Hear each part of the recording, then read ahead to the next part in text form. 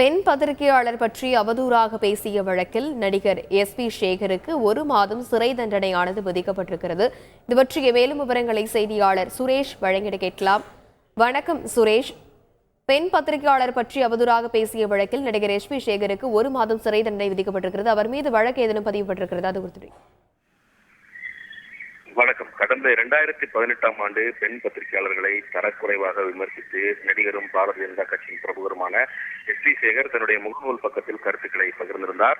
இதையடுத்து அவருக்கு எதிராக நடவடிக்கை எடுக்க வேண்டும் என்று தமிழ்நாடு பத்திரிகையாளர்கள் பாதுகாப்பு சங்கத்தின் சார்பில் அளிக்கப்பட்ட புகாரின் அடிப்படையில் சென்னை மத்திய குற்றப்பிரிவு போலீசார் வழக்கு பதிவு செய்திருந்தார்கள்.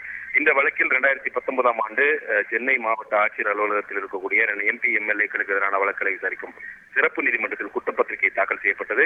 இந்த வழக்கில் அனைத்து தரப்பு விசாரணை முடிவடைந்து இன்றைக்கு இந்த வழக்கில் நீதிபதி ஜெயவேல் தீர்ப்பளித்தார். அந்த தீர்ப்பில் SP சேகருக்கு எதிரான குற்றச்சாட்டுகளுக்கு சந்தேகத்துக்கிடமின்றி நிரூபிக்கப்பட்டுள்ளதாக கூறி அவருக்கு 1 மாத சிறை தண்டனையும் 15,000 ரூபாய் அபராதமும் விதித்து தீர்ப்பளித்தார்.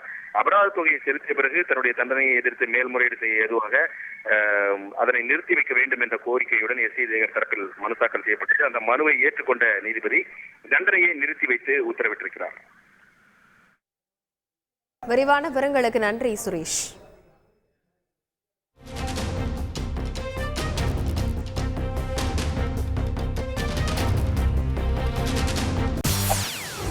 செய்திகளை உடனுக்குடன் தெரிந்து கொள்ள உடனே சப்ஸ்கிரைப் பண்ணுங்க.